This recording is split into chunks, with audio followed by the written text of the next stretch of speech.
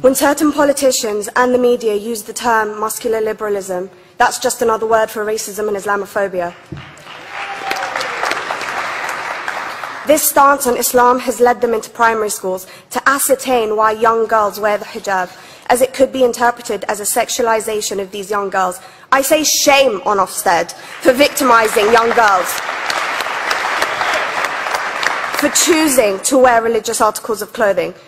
There is no such measure made for other religions or other articles of religious wear. This stance has other ramifications. It signals to the British public and emboldens groups such as EDL, BNP and other fascist and racist groups that women are oppressed by Islam, are made insubordinate to the men that supposedly forced them to wear it, and that it is the job of the British state to liberate us. We reject this imperialistic saviour thinking.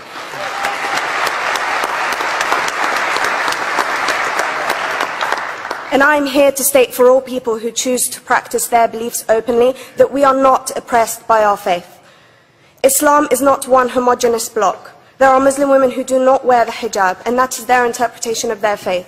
The Quran beautifully states, "La ikraha fid din," which translates to, "There is no compulsion in religion." My faith has given me the right to choose 1,400 years before the Universal Declaration of Human Rights told me I could. A fun fact for you, conference. My dad didn't want me to wear the hijab. I chose to. Those of faith, thank you. Those of faith should have the right to choose to wear their articles of faith. Sikhs wearing the turban, Jews wearing the kippah, or Christians wearing the crucifix.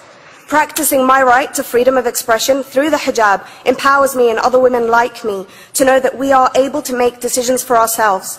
Through the hijab, women like me feel empowered to overcome the social expectations of sexualization that is relevant and has currently resulted in many cases of anxiety and worse. I can speak for myself and others like me. At school, I was able to focus more on the thoughts that were running through my mind than how good I looked to the world. The NUT has supported a woman's right to choose when it comes to pregnancy. I want conference to support my right to wear the hijab.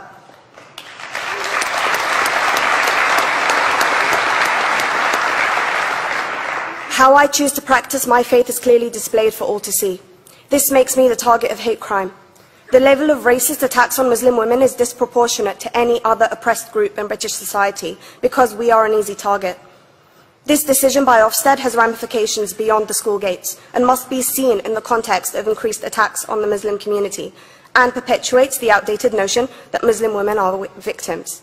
I was on a trip last year to Hampton Court with my Year 7s, where a man felt comfortable to call me a terrorist. As a Muslim woman, I'm not a victim, so I challenged him. He denied it. I'm sure you've heard of the Punish a Muslim Day. It's been spoken about a few times already this morning. And as a Muslim, I'm actually quite optimistic. They're trying to limit it to one day. That's 364 less than normal.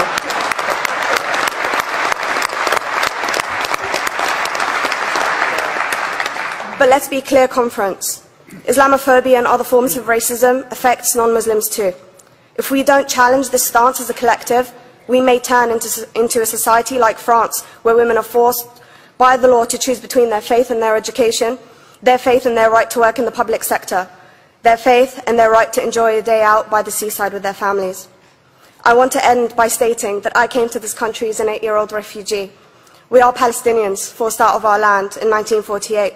We lived in third world conditions, similar to those in Calais for 60 years. Here, I received the support I needed to study law at university and become a secondary school citizenship and PSHE teacher and a school rep. An injury to one is an injury to all, and I want to thank the Union for its stance on all oppressed groups, in particular mine, Palestine. Thank you, Latifah.